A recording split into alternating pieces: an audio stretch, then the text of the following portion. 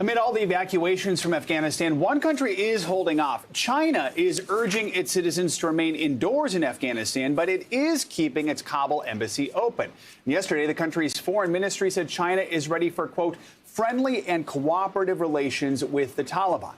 NBC News foreign correspondent Janice Mackey-Freer joins us now from Beijing. So, Janice, what else can you tell us about China's reaction to the Taliban taking power in Afghanistan? Why are they keeping their embassy open?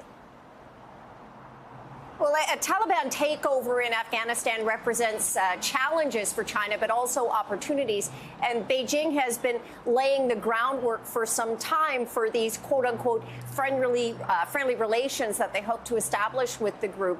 This is a shift from the past. Back in 1996, China refused to recognize Taliban rule, closed their embassy there. This time, the embassy is remaining open, and officials told me yesterday that they are remaining in close contact and communication with the Taliban to ensure the safety of the few voluntary staff that they have left there.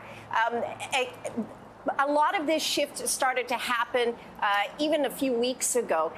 China's foreign minister Wang Yi hosted talks in Tianjin, that's close to Beijing, with a Taliban delegation led by Mullah Baradar. They emerged from those meetings, they took pictures together, they released statements, and both sides seemed satisfied that the talks were productive.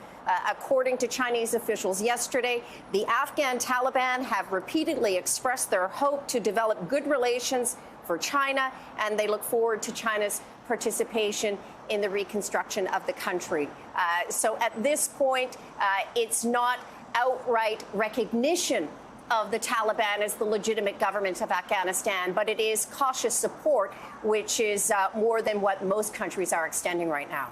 You know, Janice, part of the story here is that China has strong economic interests across Central Asia and Pakistan. So is it worried that rising Taliban influence could affect them and impact those interests?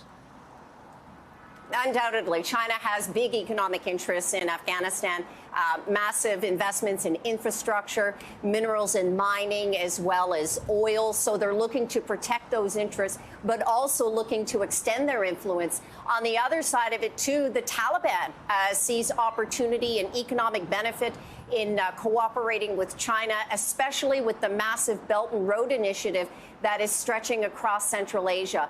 It's why, in meeting with the Taliban, China wanted to extract security assurances. Security is the main driver for China in this. They have fears of extremism on their border with Afghanistan in the western part of the country, specifically in Xinjiang.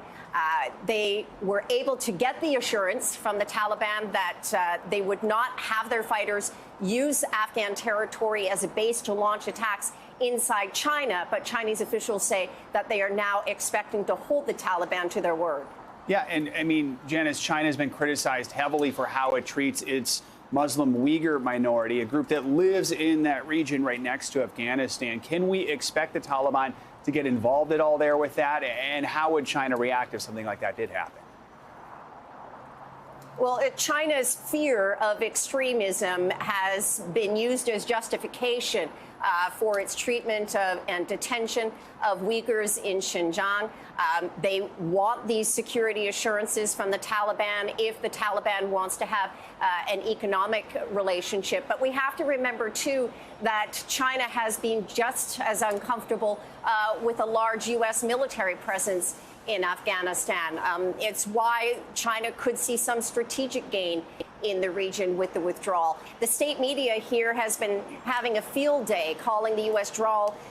withdrawal a disaster, painting it as the end of American influence. So China could stand to see some strategic gains. But again, they are at this point hesitant to say that they will outright recognize the Taliban as the legitimate government in Afghanistan. I put that question to the foreign ministry spokesperson yesterday. They did not give a clear answer, so I think we can safely call it cautious support, but again, China among the few countries giving that. All right, Janice reporting from Beijing. Janice, thank you.